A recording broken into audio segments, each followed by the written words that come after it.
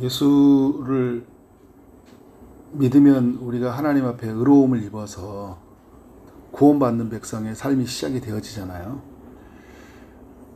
우리가 죄로부터 깨끗하게 씻음을 받았고 이제 하나님의 자녀로서의 특권을 갖게 되었다라는 거, 이게 놀라운 이야기이고 또 은혜입니다. 그러면 예수 믿는 사람들이 이제 죄에 대해서 어떤 태도를 가지고 살아야 되느냐, 이게 또 우리 믿는 사람들에게 고민이죠. 많은 사람들이요, 이렇게 예수 안에서 그 죄에 대한 그 태도, 이것이 많이 이렇게 애곡되기도 하고 변질되기도 하고 또 잘못된 신앙관을 가지고 살아가는 사람들이 있어요. 많아요. 예수 믿고 나서 처음에는 죄와 치열한 싸움을 하는데 나중에는 죄와 싸움을 하지 않고 죄에 대해서 자꾸 굴복해버리는, 처음에는 되게 민감한데 나중에는 되게 둔해져요. 처음에는 죄책감도 있었는데 나중에는 죄책감도 없어요.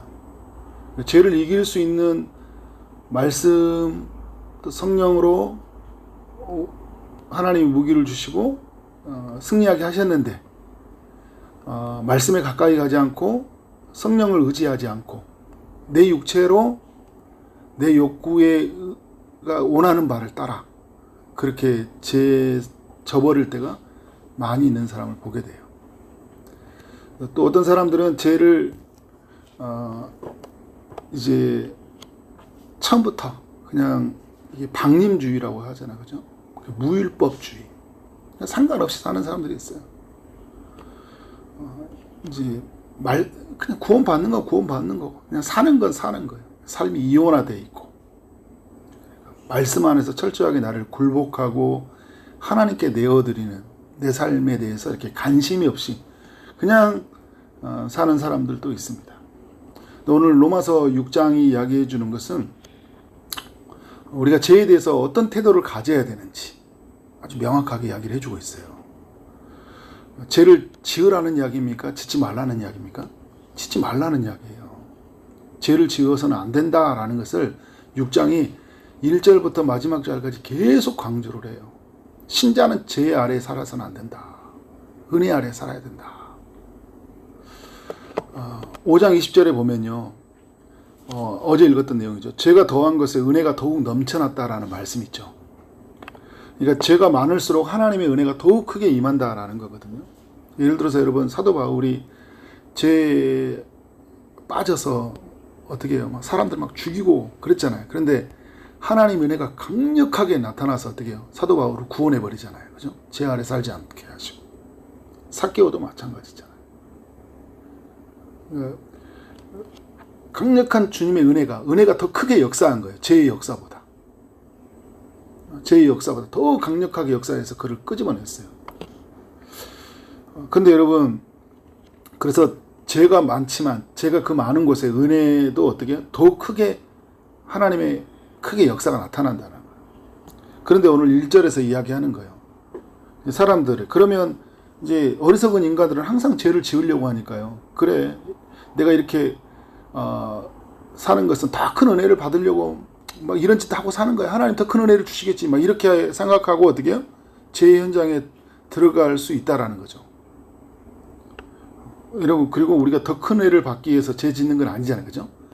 우리가 연약해서 죄를 지었는데 하나님의 강력한 은혜가 우리를 어떻게 해요? 건져내셨잖아요. 그죠? 이걸 이렇게 만나는 건 괜찮은데 내가 은혜를 어떻게 해요? 더하게 하려고 죄에 거할 수 없다라는 거예요. 우리가 받은 은혜가 너무 크기 때문에 이제 죄 아래 살지 않고 어떻게 해요? 우리는 은혜 안에 사는 거예요. 받은 은혜가 너무 크니까. 전에는 모를 때는 죄 아래 있었죠. 모를 때는. 그래서 여러분, 우리 2절에 보면 우리는 죄에 대하여 죽었다 이야기했어요. 어떻게 우리가 죄에 대해 죽었는데 더 살리오라는 거예요. 그걸 이제 3절 이후에 설명해 준 거예요. 3절 이후에서 왜 우리가 죄에 대해 죽었냐. 우리는 그래서 예수 합하여 세례를 받았다라는 거죠. 우리가 예수를 믿는다라는 것은 이제 예수 안으로 들어가는 것이고요. 그리고 그리스도가 우리 안에 오시는 거예요. 합해졌다라는 거예요. 이걸 이제 신학용어로 연합이 되었다라는 거예요. 연합. 그가 내 안에, 우리가 그 안에, 그가 우리 안에. 포도나무와 가지처럼, 한 몸처럼 우리가 어떻게 해요? 합하여졌어요. 그래서 예수님이 죽으셨잖아요. 십자가에 죽으셨죠. 이것은 예수님이 죽은 게 아니라 나와 합해진 주님이 죽었잖아요. 그죠? 그러면 누구도 죽은 거예요? 예수님이 죽을 때 나도 죽은 거예요. 예수님이 죽음에서 다시 살아났죠. 그건 누구도 살아난 거예요? 예수님과 합해진 나도 같이 함께 살아난 거예요. 그래서 나는 예수와 함께 죽은 자예요. 근데 예수님이 어떻게 죽었어요? 우리의 죄를 짊어지고 죽었잖아요. 그러니까 우리는 어떻게 죽은 자예요? 죄에 대해서 죽은 자예요. 하나님의 아들 예수께서 다시 살아났잖아요. 그렇죠? 우리는 예수로 말미암아 다시 살아난 자, 새 생명을 얻은 자. 그러니까 우리가 지금 사는 삶은 예수 안에서 어떻게 해요? 난 죽었고 난 이제 새로운 생명 가운데 사는, 우리가 흔히 그런 말이 있죠. 큰 질병에 걸려서 살아난 사람, 나 이제 덤으로 살아. 근데 예수를 진짜 만나는 사람은 난 죽은 거예요. 예수 안에서 생명을 부여받은 나예요, 이제. 이전에 나는 죽었다니까요. 그래서 어떻게 된 거예요? 죄에 대한 죽은 우리가 어떻게 죄 짓고 사냐는 거예요. 난 죽었는데. 나 최만석은 예수와 함께 죽었는데. 갈라디아서 2장 20절 말처럼 내가 그리스도와 함께 십자가에 못 박혀 하는데, 그런즉 이제는 내가 사는 것이 아니래. 이제 나는 사는 게 아니에요. 오직 내 안에 누가 사신 거예요? 그리스도께서 사신 것이라.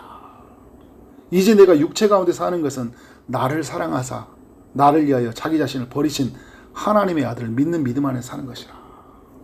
예수와 함께 사는 것이에요. 예수 믿고 사는 것이, 주님이 원하시는 뜻을 따라 사는 것이, 이게 여러분 이제 예수 믿는 신자들의 삶이에요. 그 예수 안에서 죽은 우리가, 다시 새로운 생명을 얻은 우리가 어떻게 제 가운데 살 수 있냐라는 거죠. 그래서 여러분 6절에도 보면 이런 이야기 하잖아요. 6절에도 우리 옛사람이 예수와 함께 십자가에 못 박혔다라는 거. 우리 옛사람.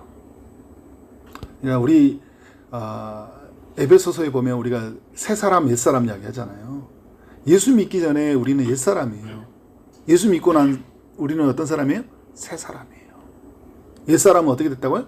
십자가에 못 박혔다는 거예요. 죄의 몸이 죽어 다시는 우리가 죄에게 종노릇하지 않기 위해서 우리는 주님 안에서 함께 죽은 자라는 거예요. 난 죽었어요, 여러분. 8절도 이야기하죠. 우리는 그리스도와 함께 죽었으면 그와 함께 살 줄을 믿었더니. 11절도 너희 자신을 죄에 대하여 죽은 자요 이렇게 했잖아요. 그리고 그리스도 예수 안에서 하나님에 대하여는 살아있는 자로 여길지어다. 죄에 대해서는 죽었다. 근데 하나님에 대해서는 어떻게? 살아있는 자다. 우리 여러분 이런 사람들이에요.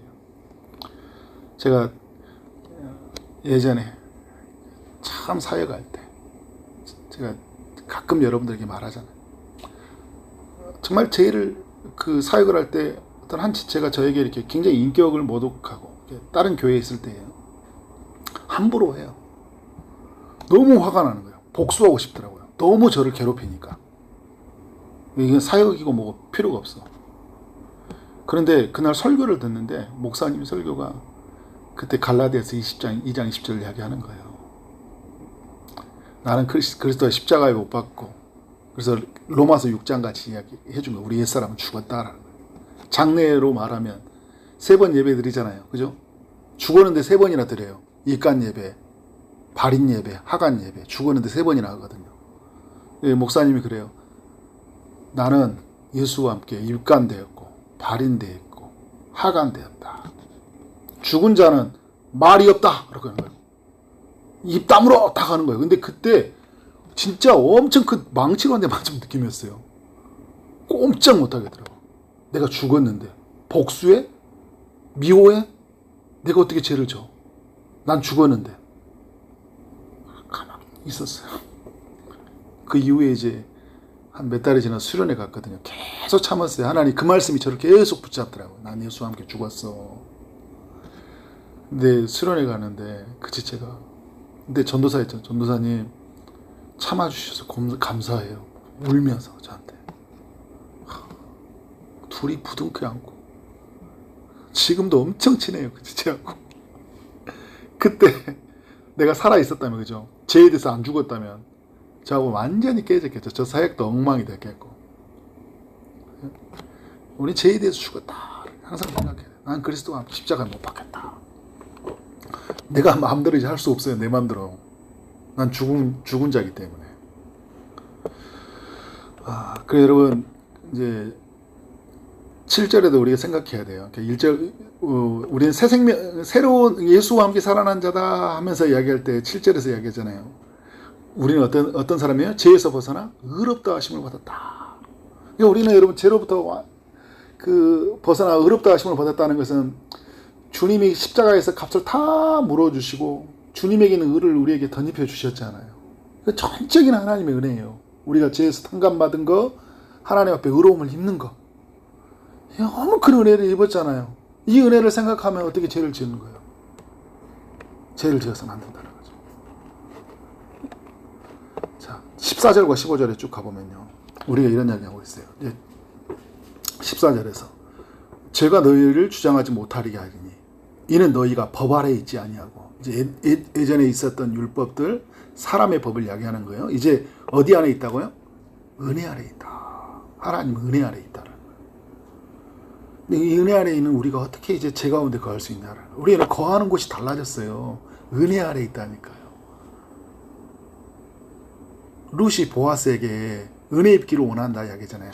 룻이 어떻게 보아스의 땅에 가서 그 은혜를 입힌 곳에 있어서, 그래서 마음껏 이삭도 줍고 이삭 안에 보아스에 있는 땅을 누리잖아요. 그죠? 여러분, 우리가 이건 복음의 소식을 알려주는 거예요. 우리가 그리스도와 예수를 통해서 하나님의 은혜 안에 있잖아요.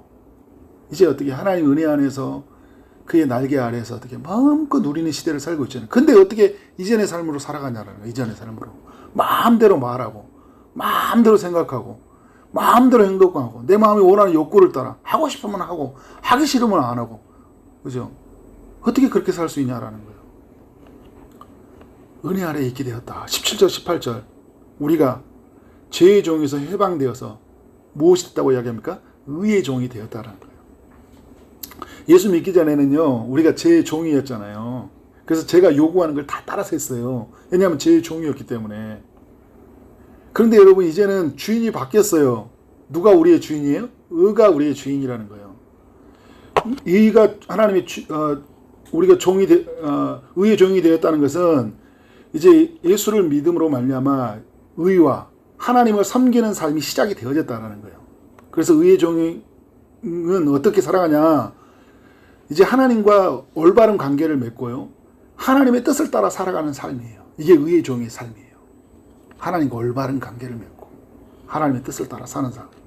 그러니까 이런 은혜를 받은 우리가 어떻게 죄를 거하냐라는 거예요. 그래서 여러분, 4절에도 보면 이제 그런 우리 가운데 계속 도전하는 이야기가 그런 거예요. 새 생명 가운데서 행하게 하겠다. 우리가 죽고 다시 사는 것은 새로운 생명, 예수 안에서 얻어진 새로운 생명에서 어떻게 해요? 행하게 하기 위해서 주님이 이 일을 하신 거예요. 십자가에서 우리와 함께 죽고 우리와 함께 다시 산 거예요. 그래서 우리는 여러분 9절에서 이야기하는 것처럼 어떻게 사망이 다시 그를 주장하지 못할 줄 아냐. 죽음이 우리를 다시 주장하지 못하러. 여러분, 죽음이 우리를 주장한다는 게 뭐예요? 죄의 싹슨 사망이라고 하죠. 죄로 인한 있었던 이 죽음이 우리를 주장하지 못하도록. 12절에 보면 죄가 너희 몸을 지배하지 못하게 하라고 하죠. 지배. 그래서 여러분, 우린 절대적인 지배에서는 벗어났어요. 존 오웬이 절대적인 지배와 상대적인 지배를 이야기해요. 우리는 예수 그리스도가 십자가에서 죽으심으로 부활하심으로 절대적인 지배에서는 벗어났어요. 그런데 상대적인 지배가 있어요. 우리가 은혜를 저버릴 때, 말씀을 가까이 하지 않을 때, 성령을 따르지 않을 때 상대적인 지배를 당해요. 어떤 지배? 이제 죄가 우리를 지배하는 거예요. 둘 중에 하나예요, 여러분. 은혜가 나를 지배하든지요, 죄가 나를 지배하든지, 둘 중에 하나예요. 중간선이 없어요, 여러분. 해석지대가 없어요, 신앙은. 내가 성령의 지배를 받지 않으면 누구의 지배를 받아요? 죄의 지배를 받아요. 누가 고지를 차지하냐 이거예요. 그래서 여러분 새벽에 오늘 나와서 기도하는 건 너무 중요해요. 고지를 내가 어떻게 해요? 은혜가 지배하도록 하나님 앞에 서는 거예요. 계속 말씀으로. 제가 우리의 몸에 주장하지 못하게 12절에 보니까 너희 죽을 몸을 지배하지 못하게 몸의 사욕에 순종하지 말라. 그러니까 우리가 여러분 몸에 그 사욕들이 있잖아요. 그죠? 먹음직스럽고 보암직스럽고 탐스러운 것들 있잖아요. 육신의 정욕, 안목의 정욕, 이생의 장욕과 같은 그 사욕들이 있어요. 계속 우리의 마음이 그 욕구를 자극하거든요. 먹어봐, 만져봐, 가져봐. 그때 그 사욕이 어떻게 해요? 순종하지 말라는 거예요. 아담은 무너졌지만 이제 다시 오신 제2의 아담 예수 그리스도 안에서 그가 우리 안에 사심으로 성령으로 우리 가운데 함께 하심으로 어떻게 해요? 이제 우리를 도우시고 우리를 인도해 가시니까 그분을 의지해서 어떻게 해요? 몸의 사욕을 거부하는 거예요. 나 이거 아니야. 나 이거 아니야. 그래서 13절에 우리의 몸을 불의의 무기로 죄에 내주지 말라요. 우리의 몸을 이야기하고 있어요. 불의의 무기로. 의의 무기로 우리의 마음을 내어주고 살아야 되겠죠. 그죠? 의의 도구가 돼야 되는 거예요. 그래서 14절에 죄가 우리를 주장하지 못하게. 19절에 보니까 우리의 몸을 부정과 불법에 내주지 말고 의의 종에게 내주고 살아라. 그러니까 여러분 하나님의 뜻에 의해 내 몸을 맡기라는 거예요. 그분을 섬기는 삶에 내 몸을 맡기고 사는 거예요. 이제 여러분. 이제는 내가 사는 거예요. 내가 아니에요. 여러분. 내 몸은 내 인생은 이제 하나님의 것이에요. 그분의 뜻에 그분의 계획에 내 인생을 들여버리는 거예요. 그렇게 사는 거예요. 예수 믿는 삶은 여러분 그런 삶이에요. 그런 삶. 22절 거룩하게 이루는 열매를 맺은 자로서요. 그 거룩함에 이루는 최고의 열매가 뭐예요? 영생이잖아요. 우리 영생의 열매를 맺은 자이고, 그죠? 그리고 이런 최후의 마지막 날에 그 맺혀진 열매가 얼마나 영광스러운지 볼 거예요. 그러면 어떻게 해요? 이 땅에 사는 동안 다시는 죄를 짓지 않고 살아야 된다. 가늠한 여에게 내가 너를 용서하느니 다시는 죄를 짓지 말라고 이야기하잖아요. 우리가 여러분 죄를 안 질 수는 없거든요. 살면서. 근데 늘 생각해야 돼요. 죄를 지으려고 하는 그 순간에 하나님께 은혜를 구하고죠.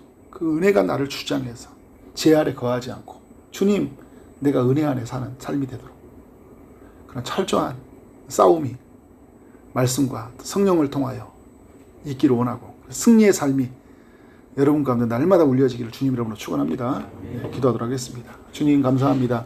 로마서 6장의 말씀을 통해 교훈해 주시니 감사합니다. 우리가 받은 은혜가 너무 크기 때문에 죄를 멀리하고 우리가 예수와 함께 죽고 예수와 함께 다시 산 자로서 죄를 멀리하고 죄에서 벗어나 의롭다 하심을 얻은 자로서 죄를 멀리하고 주님 우리가 은혜 아래 살게 된 자로서 죄를 멀리하고 의의 종이 된 자로서 또 우리가 죄를 멀리하는 삶을 살아가도록 인도하여 주옵소서.